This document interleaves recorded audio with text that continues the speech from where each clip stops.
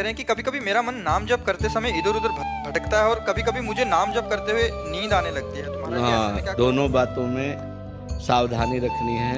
ये सबका प्रश्न है, लगभग ये सबका प्रश्न है कि मेरा मन जब भजन में हम बैठते हैं तो भागता है। ये अर्जुन जी से लेकर बड़े बड़े साधकों का प्रश्न है। तो जहाँ जहाँ मन संसार में जाए वहाँ वहाँ से हटा करके हम नाम में लगाएं, या जहाँ जहाँ संसार में जाए वहाँ वहाँ हम भगवान को देखने की चेष्टा करें। इस वस्तु के रूप में भगवान, इस व्यक्ति के रूप में भगवान, इस स्थान के रूप में भगवान, क्योंकि भगवान के सिवा कोई नहीं है। इससे हमारा मन शांत होने लगेगा। जहाँ जहाँ जाए वहाँ से हटा के नाम में लगाना, या जहाँ जहाँ जाए वहाँ भगवान को देखना। और तीसरी बात, अगर हम कुछ नहीं कर पा रहे हैं तो नाम पर ध्यान दें। तो हमारे मन से सब कूड़ा करकट निकल रहा है। जो गंदी बातें हमारे मन में भरी थी वो सब डिलीट हो रही हैं नाम जप के द्वारा। ऐसी भावना करें तो मन निर्मल होकर, ये 3 साधन बताए, इससे मन आपका एकाग्र होने लगेगा। रही नींद की बात, तो भोजन पर ध्यान दीजिए। भोजन सात्विक होना चाहिए। प्याज, लहसुन, मांस, मदिरा, अभक्ष्य भोजन, ये सब अगर त्याग कर दोगे तो सतोगुणी भोजन और 6 घंटे की निद्रा। अगर आप जो नींद ले रहे हैं वो 6 घंटे तो होना चाहिए। स्वस्थ शरीर के लिए 6 घंटे आवश्यक है। तो अगर आप 10 बजे रात के सो जाएं तो 11, 12, 1, 2, 3, 4 बजे आपकी आँख खुल जानी चाहिए और फिर नींद नहीं आना चाहिए। अगर नींद आती है तो खड़े होकर भजन करना चाहिए, टहलने में नहीं आनी चाहिए।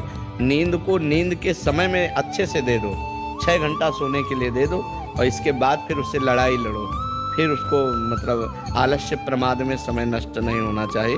जैसे हमें बैठे नींद आ रहे तो हम खड़े हो गए, खड़े भी हमें परेशानी हो रही तो हम टहल रहे हैं, पानी मुंह में डाल रहे हैं, मुंह में पानी डाल के मुंह पोंछ करके फिर हम भजन में बैठते। लड़ाई लड़नी पड़ेगी तब नींद पर विजय प्राप्त होती है। तो दोनों साधनों को देखे, मन जो बार बार भागे तो इन साधनों को, तो जब नींद आवे तो ऐसे। पर भोजन का सुधार कर ले।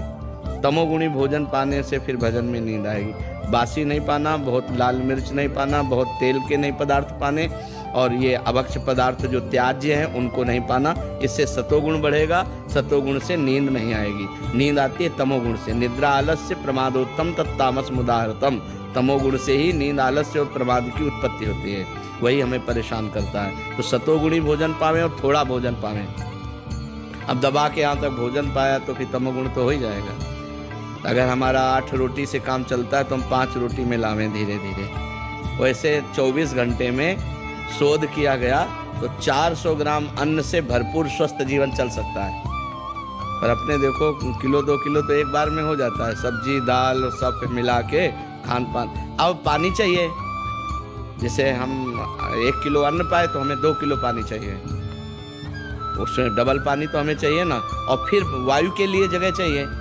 पेट में थे, अब पेट में दबा के अन्न नहीं भर लिया, फिर पानी तो ऊपर सांस फूल रही है, अब भजन में मन नहीं लगेगा। प्रमाद स्थिति। अल्पाहार, थोड़ा भोजन पाए, अच्छे से जल जितनी आवश्यकता है 3-4 लीटर 24 घंटे में तो जल चाहिए ही, और वायु के लिए जगह खाली रहनी चाहिए। तो साधक साधना कर सकता है। नहीं तो अब होड़ लगाकर भोजन पाने वाले हैं कि हम तो फिर भजन नहीं होगा। जिसका भोजन नीरस उसका भजन सरस, और जिसका भोजन सरस उसका भजन नीरस। पक्की बात समझ लो। भोजन में बेस्वाद पाना चाहिए। दाल रोटी सब्जी उसमें कोई स्वाद, लेकिन स्वाद नाम में लेना चाहिए। राधा राधा राधा।